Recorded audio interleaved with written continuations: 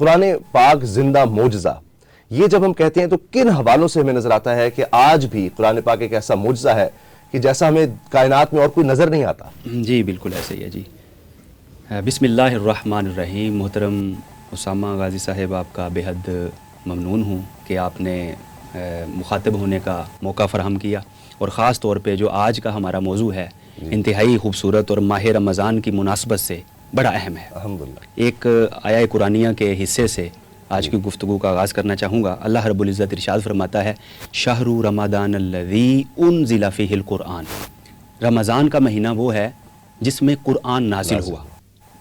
اب یہیں سے آپ اندازہ کیجئے کہ 12 مہینے ہیں، سب کا مقام اپنی اپنی جگہ پہ ہے، لیکن ان 12 مہینوں میں سے صرف ایک مہینے کا نام قرآن کریم میں ذکر ہوا، اللہ اکبر، اور وہ ہے رمضان۔ سبحان اللہ، سبحان کیوں ذکر ہوا؟ اللہ نے آگے بیان بھی فرما دیا، شہر رمضان الذی انزل فیہ القرآن، یعنی رمضان کے مہینے کی جو عظمت ہے کیوں ہے؟ کیونکہ اس میں قرآن نازل ہوا۔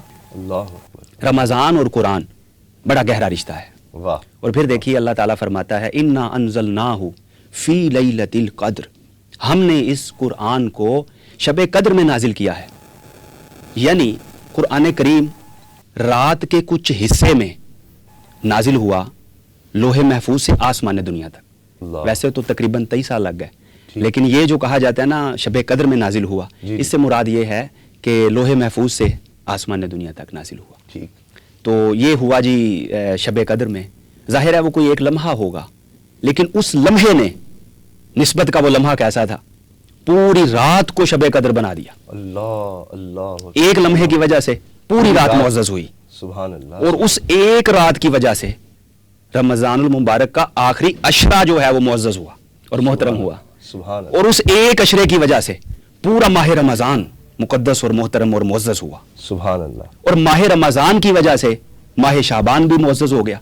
اللہ اللہ تو اکبر، یہ دیکھیے یہ سارا قرآن کا فیضان چل رہا ہے، کیا بات، کیا بات، قرآن کا سبحان- معجزہ کہ سبحان جو قرآن سے اپنی نسبت قائم کرے گا وہ اللہ معزز بھی اکبر، ہوگا، اللہ محترم اکبر، بھی ہوگا، اللہ محتشم بھی ہوگا، اور اس کا زمانے میں نام بھی ہوگا۔ سبحان اسی لیے اللہ۔ حضرت عمر فاروق رضی اللہ تعالیٰ عنہ سے روایت ہے، وہ کہتے ہیں کہ اس قرآن کی نسبت سے کتنی ہی قومیں زوال کا شکار ہو گئیں اوئے ہوئے ہوئے، اور کتنی ہی قومیں عروج پا گئیں۔ اللہ اللہ اللہ، وہ زمانے میں معزز تھے مسلمان ہو کر، اور تم خار ہوئے تاریخ قرآن ہو کر۔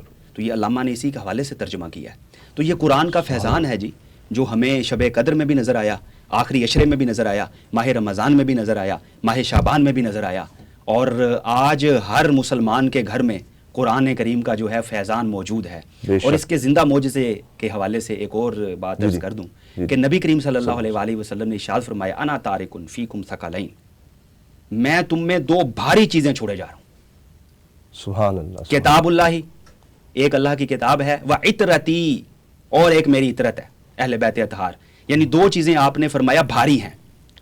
اگر یہ فرما دیتے کہ قیمتی ہیں تو بات تو پھر بھی درست ہے، لیکن ہر قیمتی چیز بھاری نہیں ہوتی، واہ، ہر قیمتی چیز بھاری بھاری نہیں نہیں ہوتی۔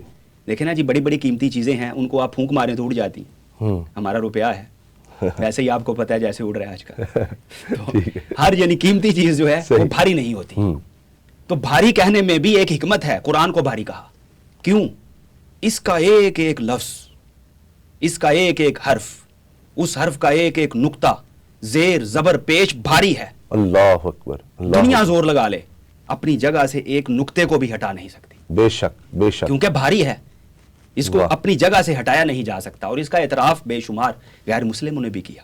ٹھیک، اور دوسری جس کو وزنی اور بھاری چیز قرار دیا، اہل بیت اطہار، اللہ پوری اکبر، یزیدیت نے زور لگا لیا، قدم حسین کو ہٹا نہیں سکے کیونکہ سبحان بھاری اللہ، ہے۔ سبحان اللہ، تو سبحان اسی لیے اللہ، حضور علیہ السلام نے فرمایا کہ دو بھاری چیزیں تم میں چھوڑے جا رہا ہوں، ایک قرآن ہے، ایک میرے اہل بیت اطہار ہیں، یہ دونوں بھاری ہیں، اور جو ان کو تھام لے گا اس کی کام- فکر بھی بھاری ہو جائے گی۔